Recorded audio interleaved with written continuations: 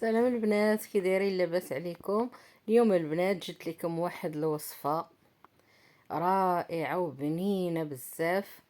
آه جبت لكم البنات غدا نشارك معكم اليوم المعكرونه او لي باط بالدجاج البلدي والصوص ديال الطماطم.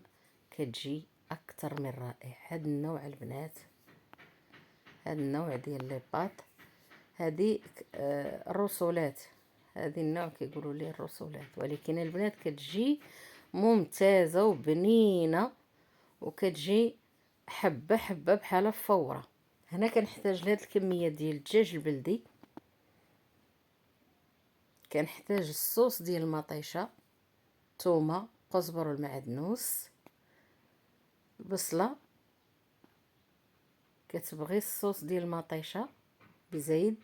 هنا بالنسبه للتوابل عندي راس معلقه ديال السمن، عندي سكينجبير، خرقوم عرق، راس معلقه ديال البزار الملحه، واحد الحبه ديال ضويمه ديال زعفران شعره، وعندي تحميره. هنا غناخد الاناء او الكوكوط اللي غادا نطيب فيها ان شاء الله.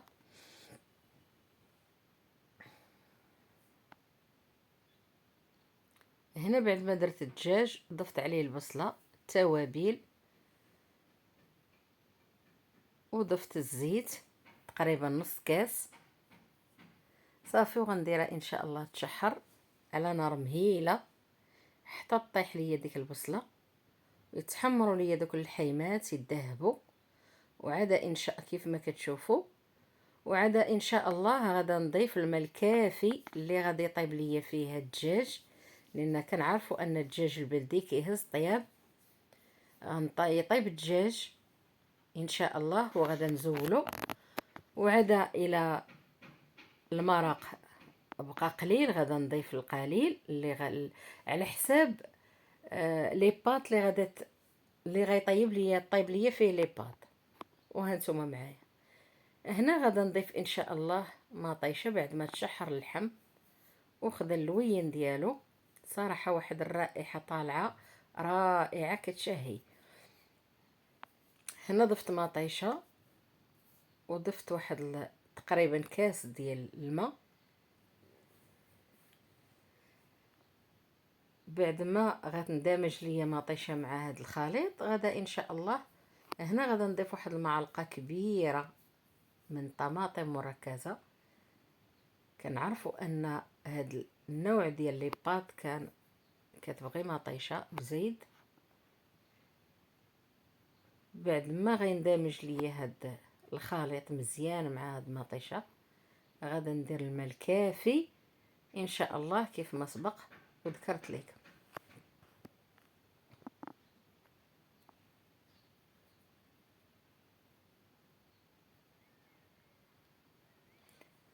هاد الوجبه البنات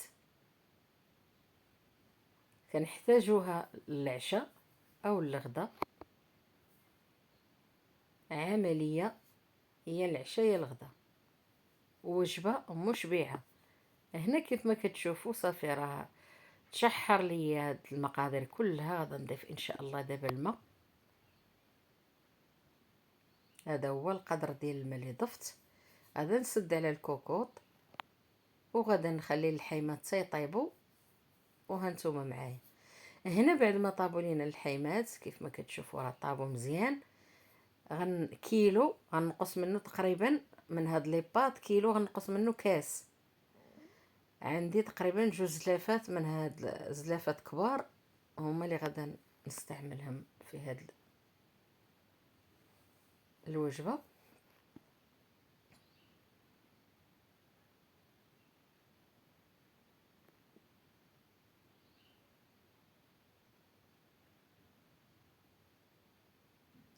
وملي غادا البنات نسد عليها ان شاء الله غادا نقص البوطه مزيان باش ما يتشربش ليا المرق، ونبقى نزيد الماء وتولي تجينا باسله غطيب في هذا المرق. هذا القدر ديال هذا المرق اللي درت هو اللي غادا طيب فيه ان شاء الله. غادا نقص البوطه، نهبط الحراره مزيان، ونخليها تطيب على خاطرها، وما نخليهاش يعني يفوت ليها الطياب، نخليها تبقى حبه حبه باش تجي بحال فايره، ما تجيش لينا معجنه. وها النتيجه البنات كيف ما كتشوفوا. هاي دابا طابت لينا،